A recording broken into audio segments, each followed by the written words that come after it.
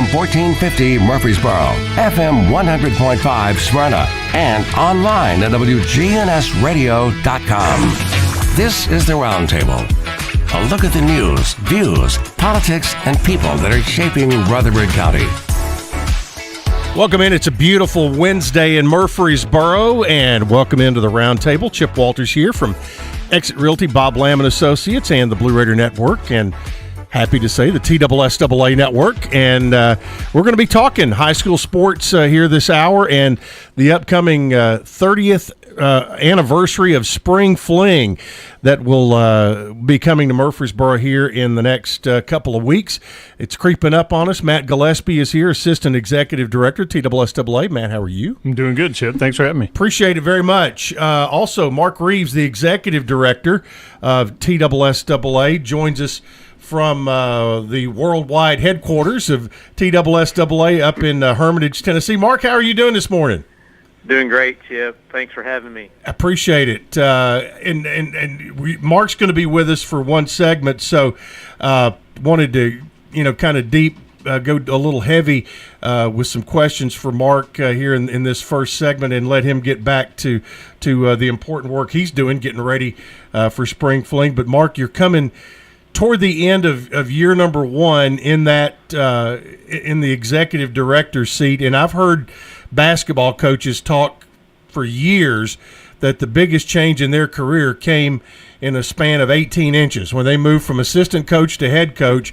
How has that transition been for you to go from an assistant executive director into the executive director position this year?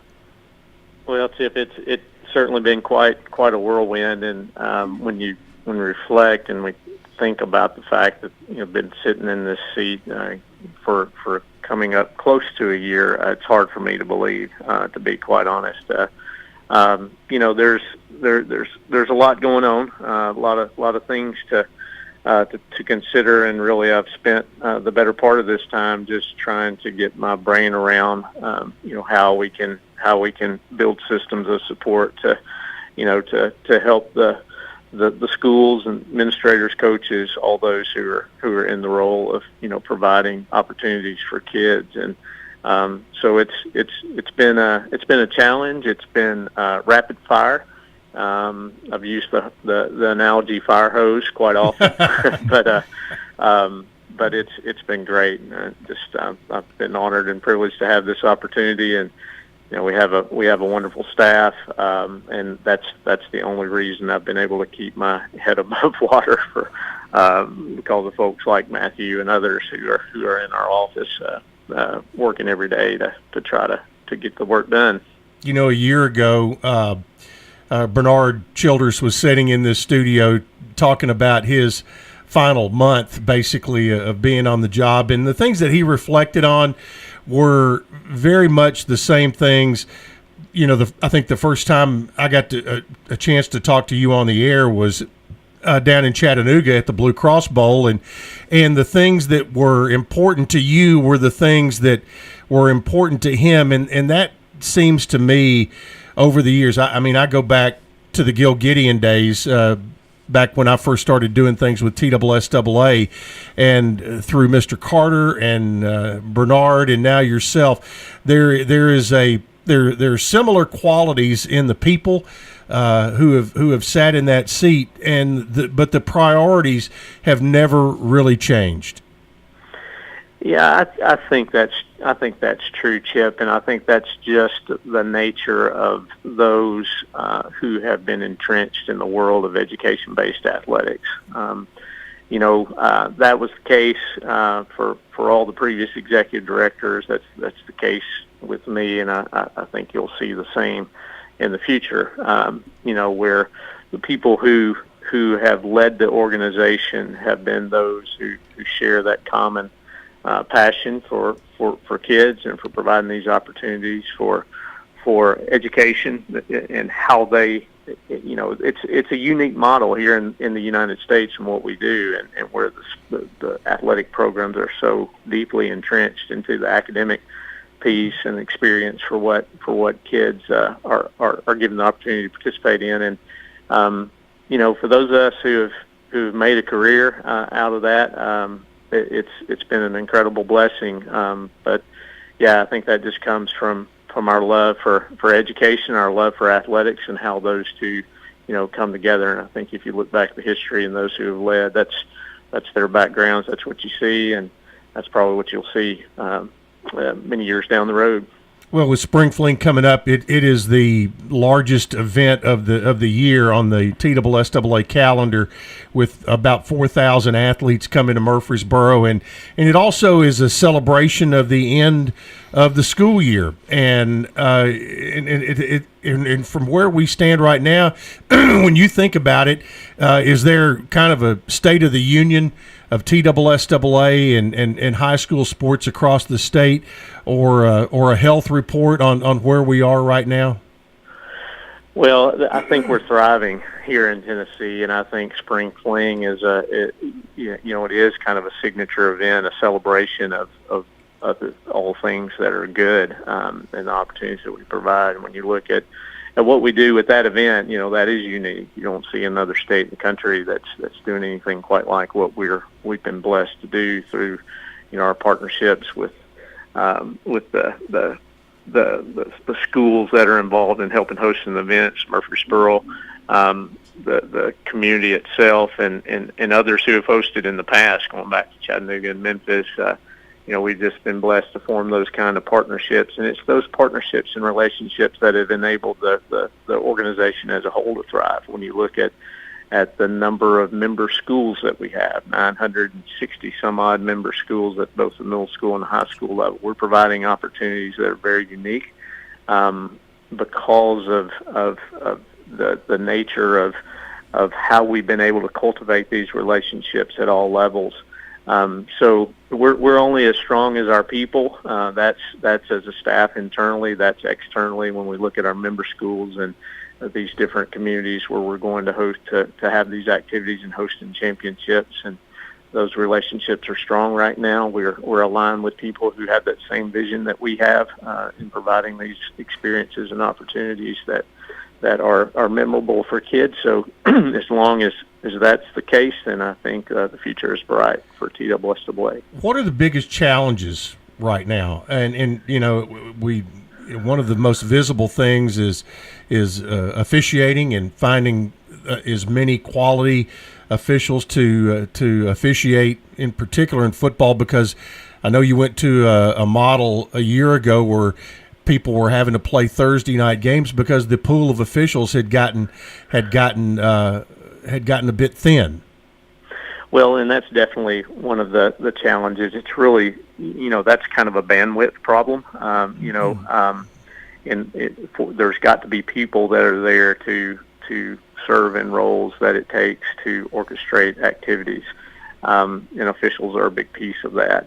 But then there are other pieces of that puzzle too that some of which we don't control, but certainly impact the work of the membership, and that is, how many coaches, how many teachers, how many people are coming into this profession to fulfill these roles that have historically done that. And I think what you're seeing in education, the trend that you see, there's fewer and fewer people that are going into it. As a result, you have fewer and fewer folks who maybe are available to coach. So you have more people who are coming from outside the school setting who are serving as coaches. Many of those folks do a fantastic job, but then also there are perspectives and expectations that are brought in when you go outside the school setting that can sometimes be unhealthy, and it's those types of the culture, that kind of culture that can come in, expectations that are unrealistic that may be coming from outside a school setting that our schools are having to deal with, and that we have to deal with. So it's almost a supply and demand problem. It's not just officials, it's coaches, it's educators as a whole. That's one of the biggest challenges I see moving forward. In the meantime, we're trying to provide more and more opportunities.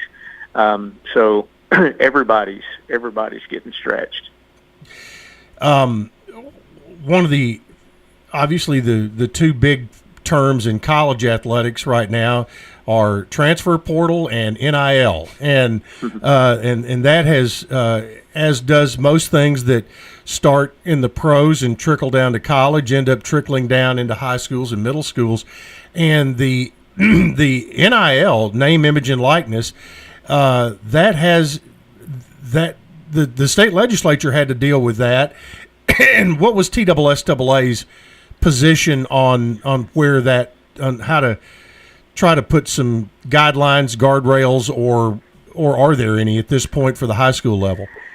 Yeah, so Chip, yeah, we actually did address that last fall. That was certainly a hot topic, and we made some revisions and changes to what we refer to as our amateur rule that fall into the realm of name, image, and likeness, and it was kind of a guardrail, a guardrail that was put up by the membership to say, okay, the courts at the highest level, the Supreme Court, has said, at least at the college space, that you can't restrict an athlete's, student's opportunity to capitalize on their name, image, and likeness. Well, the logical conclusion is that ultimately that same precedent would apply at the high school level. So what can we do as a membership to say, okay, we don't want our schools, we don't want schools and our actual sports teams affiliated with that whatsoever. But we know that we can't stop it. A kid owns their name, they own their image, they own their likeness, but they don't own the school brand, the school name, the school property. And so the revision was made in the amateur rule to clarify that a student could, make money on their name, image, and likeness, but in doing so, they can have no reference whatsoever to their school, their logo, TSSAA, their championships, etc.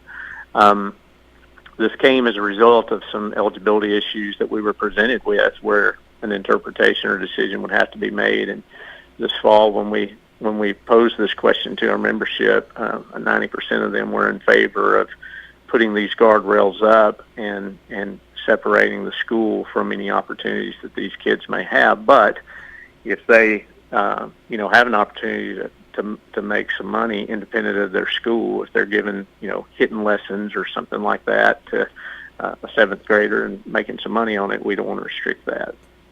Yeah, that's an interesting. The whole thing about that is interesting, and and at first it's like, okay, can't open worms everywhere, but to the rules you guys have put in place have been pretty clear and with what's out there.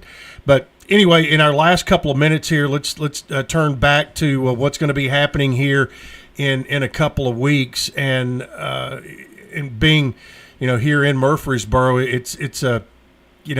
we've had just about every championship that can be had in TSSAA at one point or another here in Murfreesboro. But the undertaking of Spring Fling, not only from a TSSAA standpoint, but I think about what Barbara Walke does out with the chamber and the Convention and Visitors Bureau, marshaling all of these volunteers to help with all of these venues.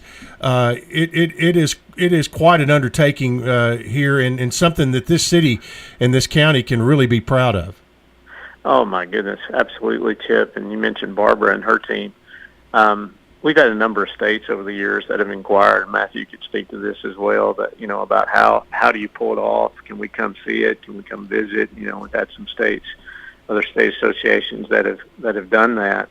But I think more often than not, the limiting factor is in many cases they don't necessarily have a Barbara and a team of folks that could assemble what it takes to pull that off, coupled with the fact that you've got to have first-class facilities and multiple first-class facilities in a centralized geographic location that are willing to do the work and to host and to provide those kind of volunteers. And we're just so fortunate where we have that here, in Murfreesboro, right here in the geographic center of the state. It's just the perfect storm for a positive thing. We're very, very fortunate.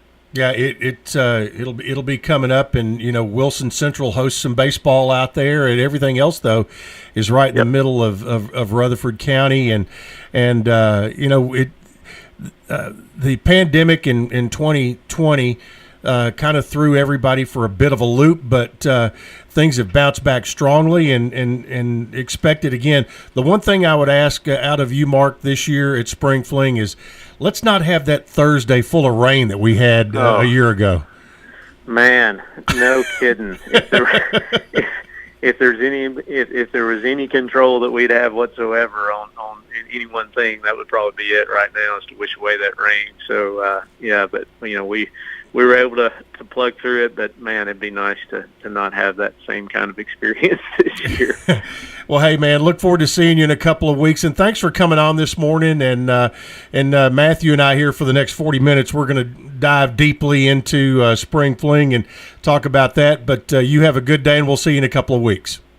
Thanks, Chip. Appreciate the opportunity. All right, Mark Appreciate Reeves. all you do, man. Oh, thank you. Mark Reeves, Executive Director at TSSAA. Matthew Gillespie is sitting in the co-pilot seat today. He'll be back with us right after the break. Any questions or comments you might have about Spring Fling or TSSAA in general, send us a text at 615-893-1450, or you can give us a call and come online with us. Be right back.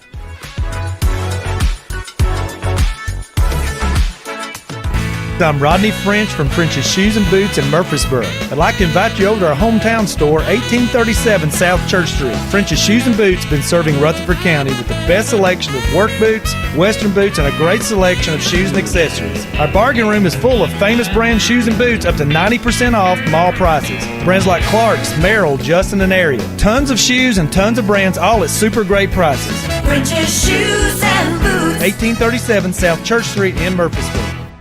Learn to make money 5 ways with rental real estate. Double your money with apartments. And get your map to financial freedom. And that map starts with a free workshop. Sign up now at lifestylesunlimited.com. Click on the Join Free Workshop tab and attend online or in person. That's lifestylesunlimited.com. Lifestylesunlimited.com. Again, that's lifestylesunlimited.com. Limited seating, unlimited potential.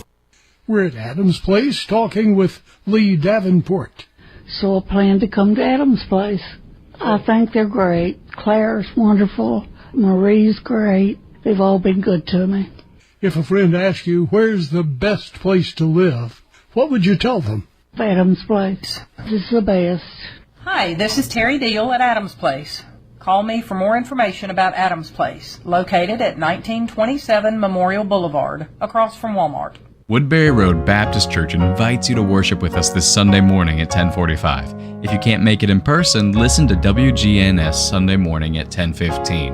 Find out more at woodburyroadbaptist.org. We look forward to worshiping with you this Sunday. It's Good Neighbor Events, brought to you by Cardinal Realty Solutions, the law offices of John Day, and AmeriCare Pest Control.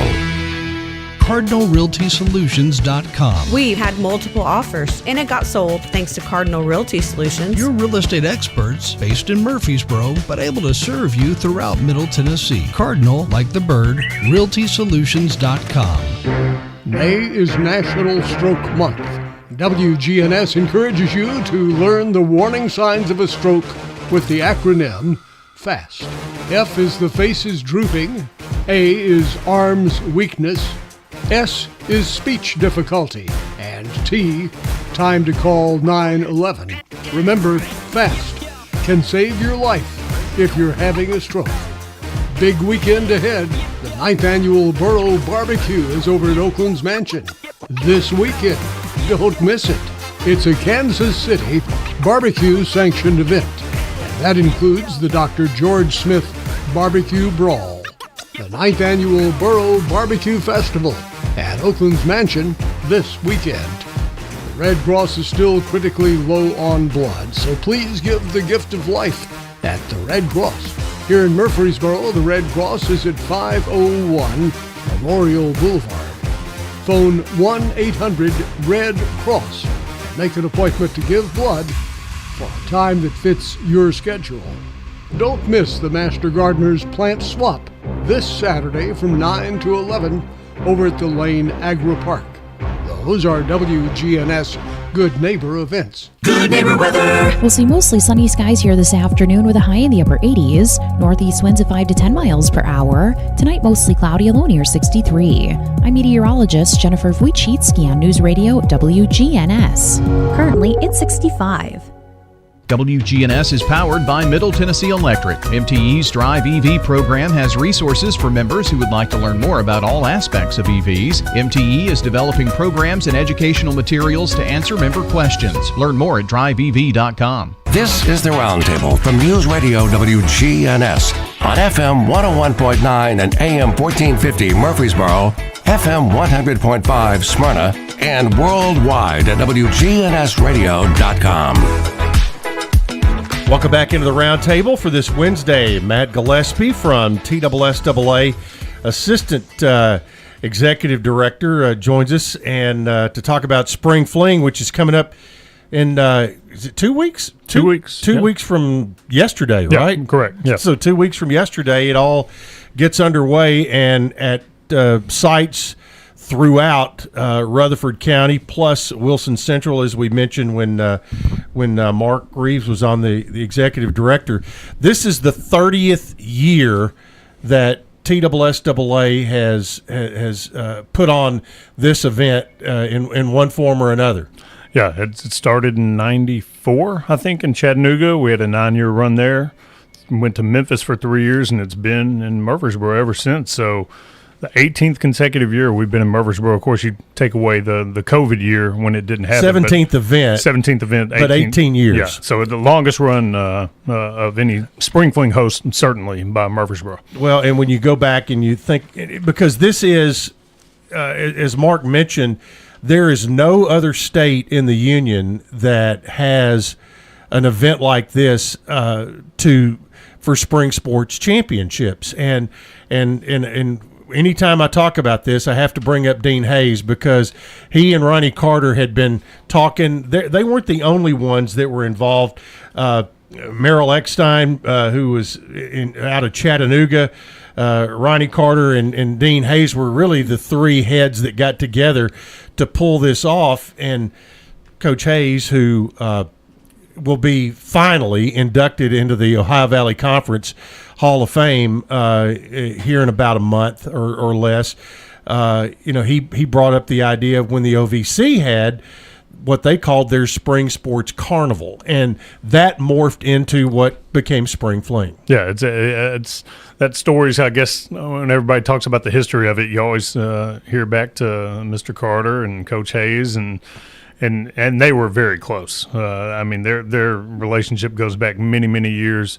And when Ronnie was probably coaching football and wrestling at Overton. Yeah. I think it goes back that far, and those discussions led to the idea, and it just took off running in Chattanooga, and they were a great host for 9 years, the first one, and then it moves to Memphis, and you do some different things there, and then even as long as we've been in Murfreesboro, we've seen changes here there's facilities here we're using now and we didn't use back then that didn't even exist. That's right. So it's continually growing, and with the number of classes that we've added in certain sports, that's grown it, expanded the schedule, expanded the number of teams who come in. So it's something that's ever changing, although it's still got that same feel and look that it always has for 30 years. Yeah, and you think about, okay, well, the signature event is this, and you go, no, wait, it might be that, because they all of these events are so good individually, each sport championship, and when we go to think about what all we have, it's baseball, soccer it's boys soccer, softball, boys and girls tennis, boys and girls track and field, and unified track and field. So all of those championships are here in Murfreesboro, and there's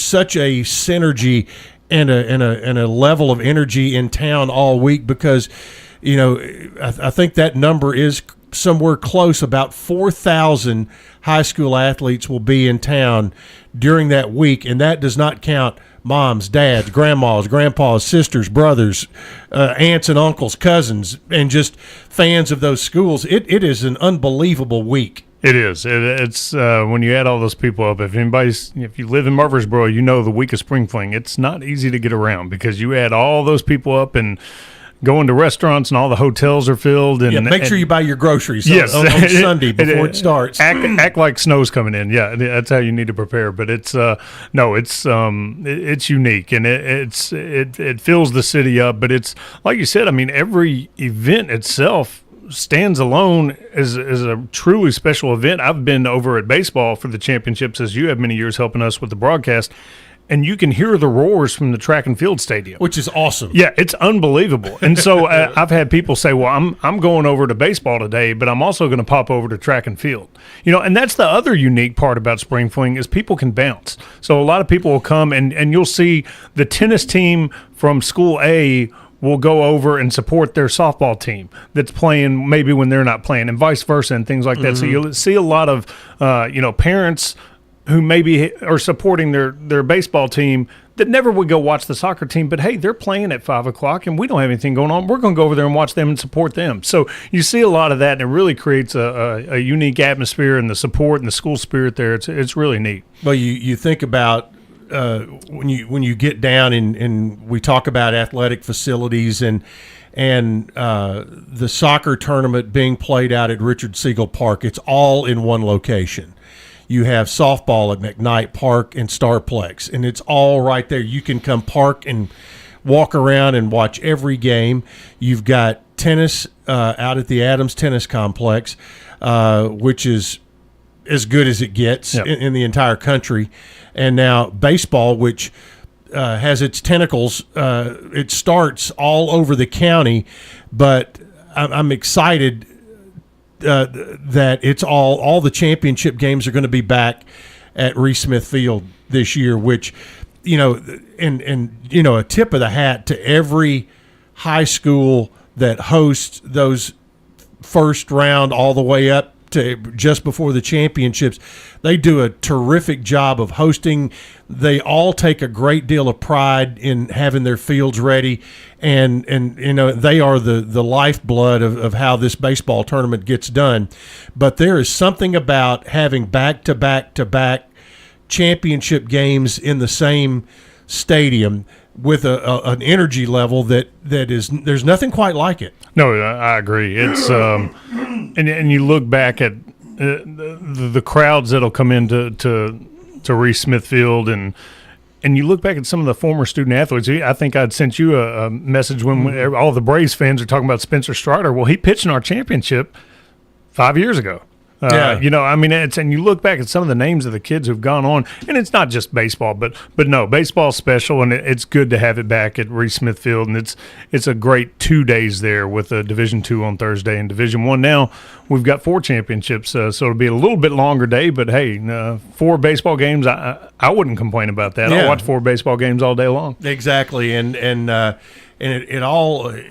Talk about the locations of where, and we'll start with baseball, just sites and what, I don't know if you've got in your head what classifications are going to be at what schools early in the week. Let's see if I can do this and remember. So 1A, so we went from 3A to 4A in Division I. Correct. So now we have 4 classes. So 1A will be held at Eagleville and Rockville High School for baseball. Very close in proximity. Close to each other. 2A, I believe, is Blackman and Smyrna. Possibly Riverdale. I can't. So Riverdale, Blackman, Smyrna, Stewart's Creek. Of those 4, those in some combination, those 2A and 3A. I can't remember which ones are which. 4A is Oakland and Siegel High School. Then Division 2A, all of it is at Middle Tennessee Christian School. It's just a 4-team bracket compared to Division 1 with 8, and Division 2 AA is at Wilson Central. So you've got all of those sites there. That's a total of 10 sites, 10 baseball sites. So it's, like you said, the tentacles are spread out, and it's but there's also, like you said, Rockville and Eagleville. If you're following 1A baseball and your team's done, you may want to go 10 minutes down the road To from Oak. Eagleville to Rockville or vice versa. And then Oakland and Siegel are so close to each other. And so there's a lot. We try to keep those classes in somewhat proximity to each other.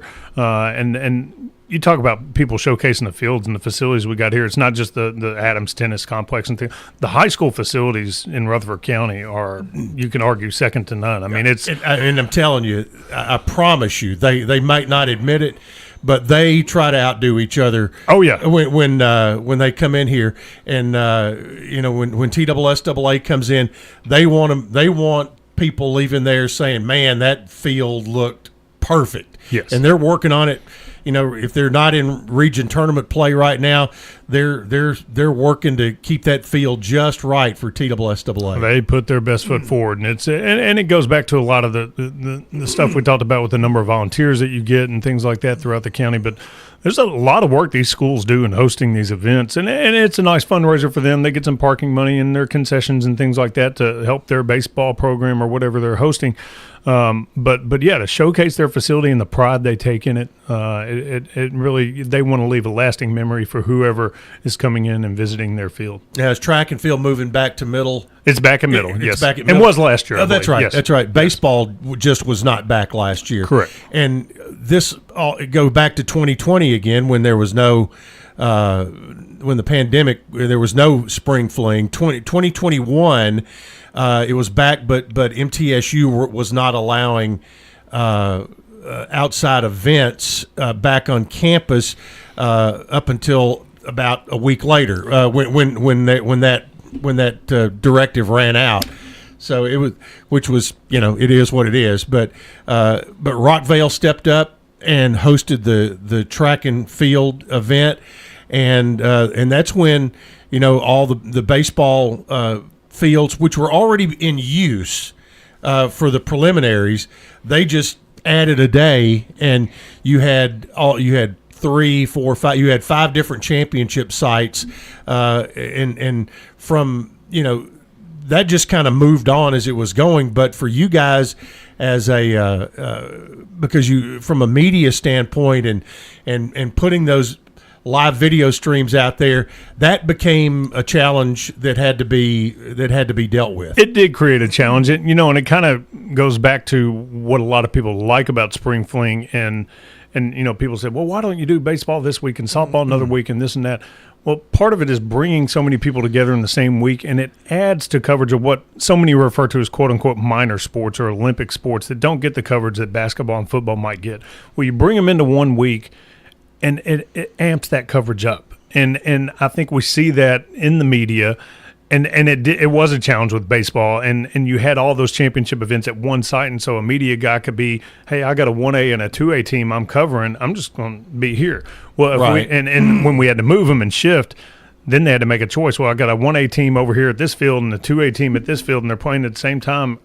I don't know which one to go to, or I got to pick and choose. So it did create a challenge, but I think everybody understood the challenges everybody was facing with the pandemic. It was so unique, and everybody understood that and did the best they could with it. And so we're kind of fully getting back to normal now, and it's good to be at that point. And I want to give a shout out to our buddy Bradley Lambert, who is who is the technical guru, and who, by way of duct tape, baling wire, Cat 5 cable, and whatever else, puts all of this together, along with the folks with NFHS Network, and this will be, our 3rd or 4th year to do Spring Fling HQ, which we'll talk about that on the other side of the break in a minute. But yeah, if Bradley, the work he does, a lot of people don't realize everything that goes into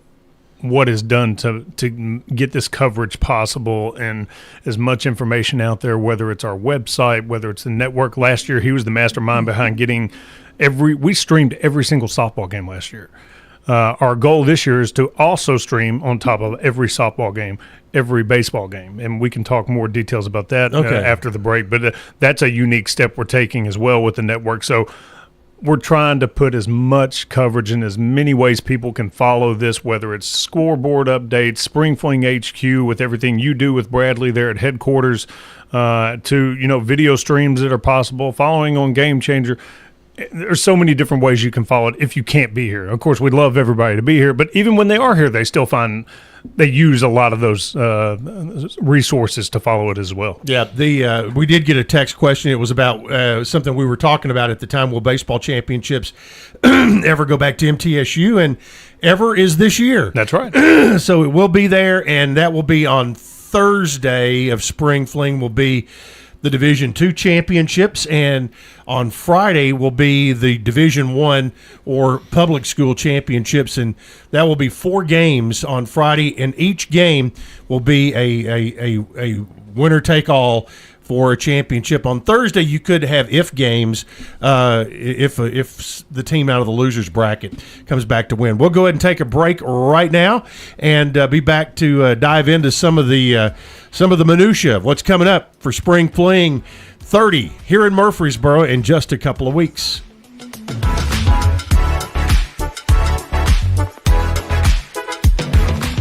Chip Walters here with Exit Realty Bob Lamb & Associates. I was named a top 10 agent in the #1 Exit Realty office in America in 2021. The top question I get around town, how's the market?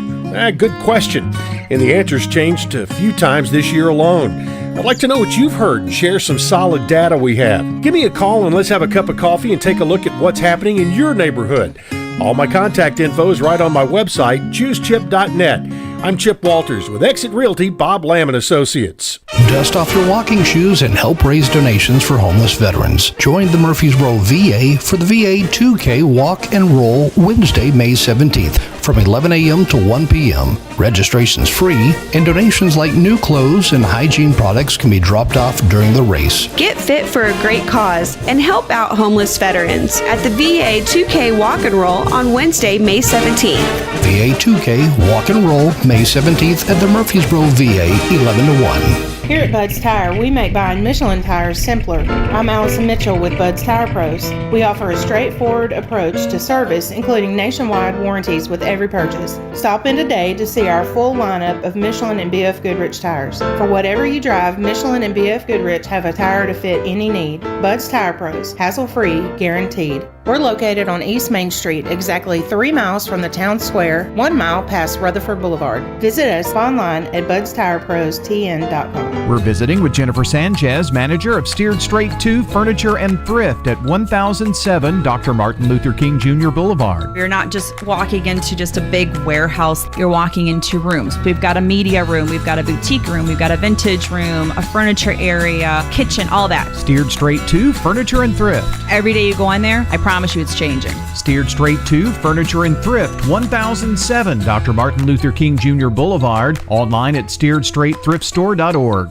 This is a paid legal ad. You've probably heard it a million times. If you're injured, call a lawyer. And you probably haven't because you don't know how much it will cost, how long it will take, or even if you have a case.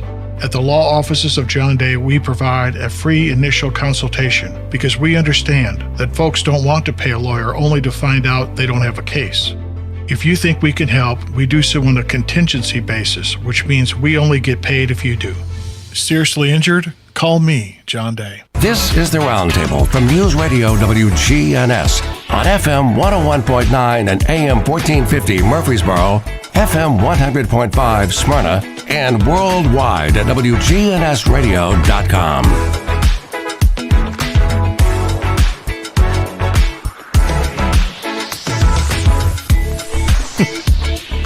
Welcome back into the Roundtable, and appreciate everybody sending in some questions. And 893-1450, you can text in a question or a comment.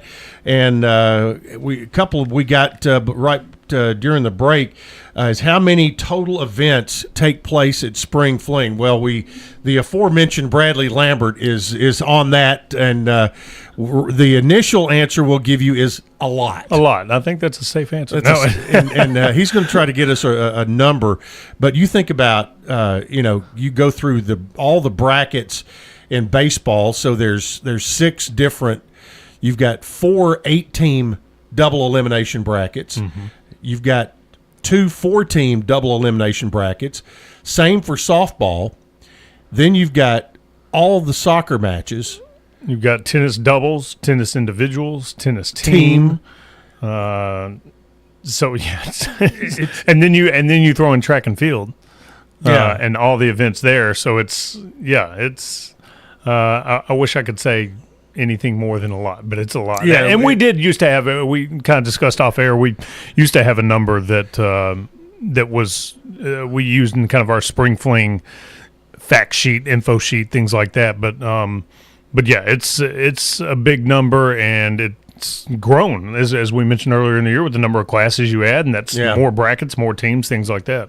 One of the things that I think people kind of chatter about is sports that may be added and that might fall under spring fling as well. We're seeing lacrosse being added at schools. Not yet a TSSAA championship, or is it? Next year. Next year. So not this upcoming, not the 23-24 year, but the 24-25 school year will be the first year it will be officially sanctioned under the association. So lacrosse will come in. Will that be a spring or a fall sport? It'll be a spring sport based on the way they run their calendar now, but we haven't gotten to the details of the calendar yet as to whether that would mesh with spring fling or not, because they typically wrap it up significantly earlier than when spring fling would be. So it would be either pushing their calendar later to when they normally start, or conducting it like they do with their calendar as they do now, which would end it probably about right now, honestly. Right. Okay.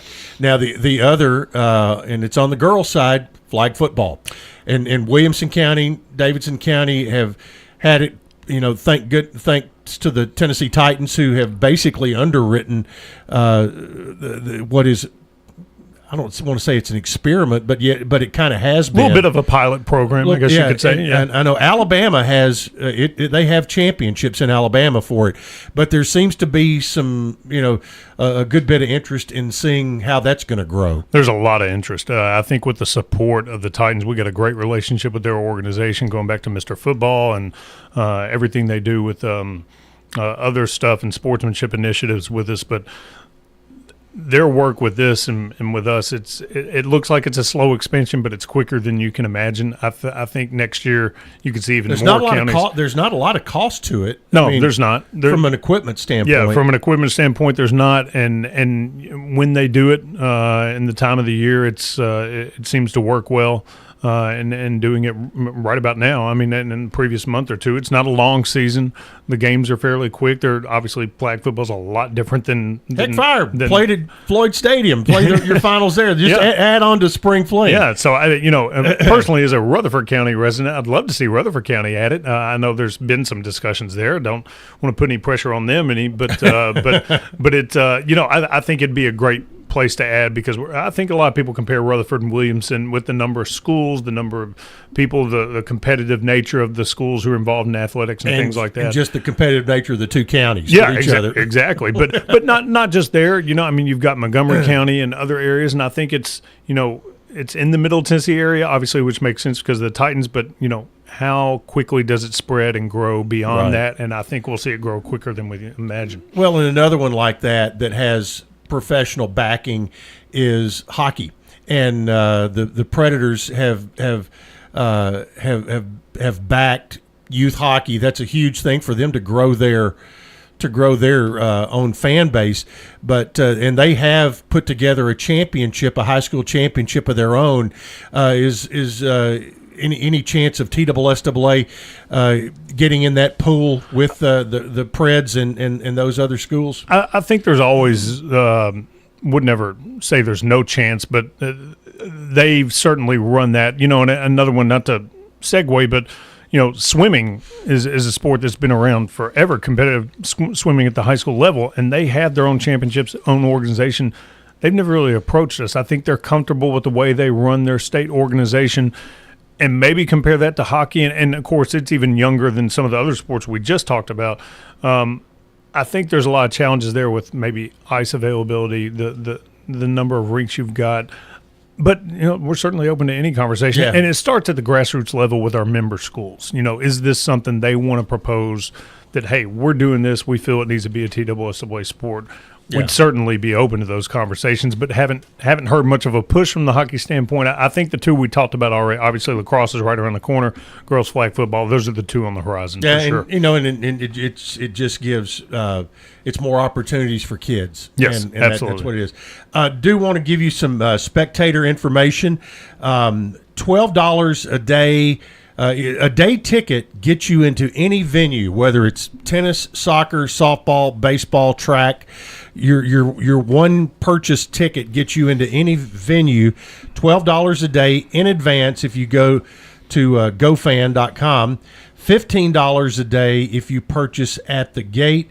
And a reminder: school-age children and older are required to have a ticket. So basically, 6 and up have to have a ticket. Pretty much. 5 and up, 6 and up. So that's parking is $5 a day. That gets you into any parking lot. You get buy your parking fee one time a day, and you can park at Siegel. You can park at Siegel Soccer Park. You can park at McKnight. You can park wherever. And so that's one thing that was done several years ago to make things a little bit easier. And do want to remind you, if you're a fan and want to do that, that's how to get in. But also, Barbara Walke, we mentioned her out at the Visitors and Convention and Visitors Bureau, which is housed in the Rutherford County Chamber of Commerce. Always looking for volunteers to help man some of these events. And if you'd like to take part, just give them a call out there. Had a caller say, okay, if I could only go to one event during Spring Fling, what would it be? And I think that goes back to what are your sport preferences? Yeah, I think, and we touched on it at the beginning of the hour, every single one of them is so special. This is their Super Bowl. This is their Blue Cross Bowl, basketball championships that everybody knows and has seen on TV and all that. These events are as important to those kids and the people who've been following them all year long as those events are. So every one is special. I don't know if I could really even pinpoint one. We kind of talked about track and field. Finals it's pretty neat. It's if you've never been, that's unique. And the addition of the unified event at track, that's really special too to us. Explain to folks what that is. So that's basically Special Olympics being involved with TSSAA. It is. We've got a great relationship with Special Olympics of Tennessee, and we've slowly started expanding the number of unified championships. And it's something not only done in Tennessee but nationwide, where a Special Olympic athlete will partner with another student athlete at the school, and they will work in conjunction with each other and compete together. So at track and field, you could have them, running together and running different legs of a relay or something like that, where you've got a couple Special Olympic and a couple other student athletes. The key there is you can't have, if I'm doing track and field, the partner athlete cannot be somebody from the track and field team. So you're not going to see track and field athletes come over and just participate in this part of it. These are other kids in the school who are now student athletes as part of this unified competition. So that makes it unique as well. Yeah, and so if you finals in track and field that include unified would be something. It is a totally unique event, and I think because of where it's located and all the games for all the championships that are crowned in one site, either Thursday or Friday in baseball is at MTSU at Reese Smith Field. That's one that would be a recommendation too. That would be, and the soccer finals. Of course, there's so many of the games that'll go on throughout the week, but they'll do the finals at the stadium. Stadium field. Yeah, Stadium Field, Siegel Soccer Complex, and the atmosphere there when that stadium's filled. And soccer's grown so much, especially here with the NSC team, and the interest has grown so much. It's pretty exciting. My daughter plays it, and I love going to those games. And I've learned a lot over the years watching her, and it's a great sport to watch as well.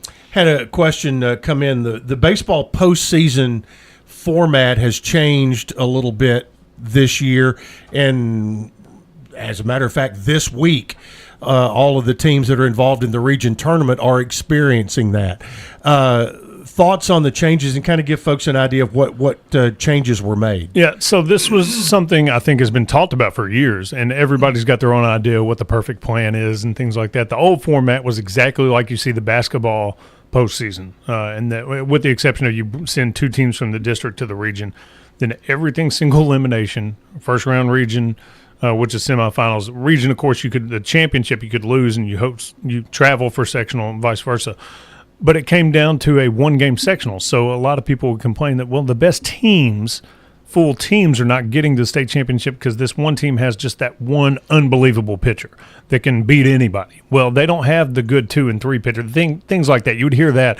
So the way this was addressed, proposal from Baseball Coaches Association, is that now the sectional is a best out of 3 series. So you've got to win a best out of 3. But to get there, the regional, there were changes in that as well. It's a double elimination tournament, but not in the true sense that you think of. Basically, if you win the region championship, you've won 2 games in a row. So if you win the region semis, you get to the finals, you win the region finals, you're done, you're advancing to the sectional. But if you lose, you're still alive. So you've got, if you lose in the region finals, you drop down the loser's bracket. If you lose in the first round of the region, you become part of the loser's bracket as well. So you're still alive to get that number 2 spot and stay alive moving forward to the sectional. I know it's kind of a quick explanation, and unless you see it on paper, it's hard to understand. So if you get to the to the region finals and lose, you're still going to the sectional, but you got to go on the road. Is that correct? Well, no. So if you get to the region finals and lose, you still got to play to get that number 2 spot. You're going to play the winner of the loser's game to earn that number 2 spot to go to the sectional. It's a double elimination tournament unless you win your first 2 games. So when you win the region championship, you're done. But if you come out of the loser's bracket and win that number 2 spot, yes, then you go on the road. That's correct. For the 2 out of 3 series in the sectionals, you win the region, you're at home. That's correct. Okay, so and I do see that because over the years, we talked about Spencer Strider. If you had him, if you had the Weathers boy, and you've got a 1-game winner-take-all sectional to get to the state tournament, coaches are going to try to manipulate their pitching to get to that point. So, this is a very important couple of weeks that we're in right now. And, so it's all leading up to what will start 2 weeks from yesterday, and that will be Spring Fling 30, and it will be year number 18 for it to be here in Murfreesboro, and knock on wood that we get good weather that Friday before the Friday leading into Memorial Day weekend.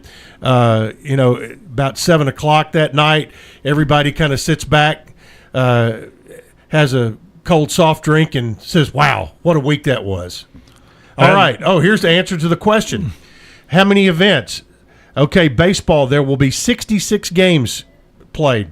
Softball, 69 games. Boys tennis, 68 events. Girls tennis, 68 events.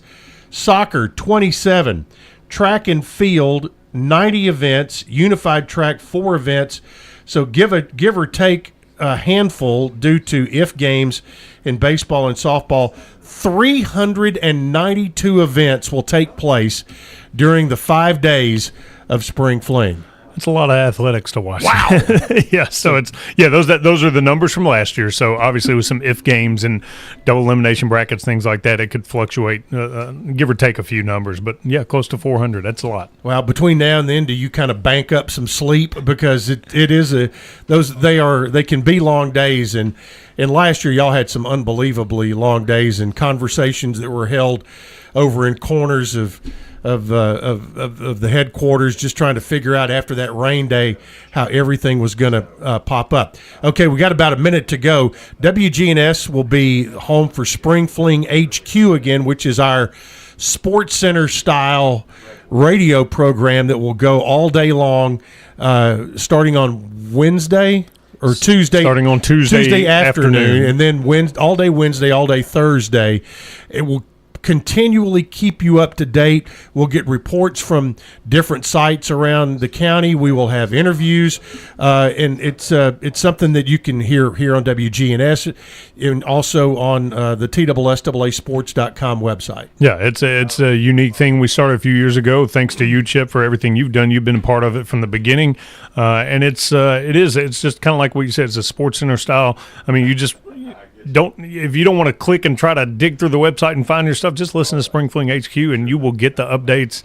They're constantly coming. Something's always going on with Spring Fling. So it's something we're proud of and certainly thankful to WGNS for covering it. Well, the hub of all of that, to find out information on sites, everything, TSSAAsports.com. That is the public version of the TSSAA website. Has all the information. You can click on just about anything there. Yeah, you can get everything, all the info, score updates, links to live video streams, audio broadcast, everything, Spring Fling HQ, everything. All right, Matthew, appreciate you coming by. A lot of info today. Appreciate you having me, Chip. All right, Matthew Gillespie, and want to thank Mark Reeves for joining us, the executive director of TSSAA, and hope we answered a lot of your questions. If not, send them in by text, and Brian will pass them along, and we'll get you an answer back. Put your seatbelts on next week. Big Joe Dubin's going to come by, and we'll be talking whatever Big Joe talks about. That'll be coming up next week right here on the Round Table. Brian Barrett is coming up next. Have a great day, everybody, here on the Big G WGNS.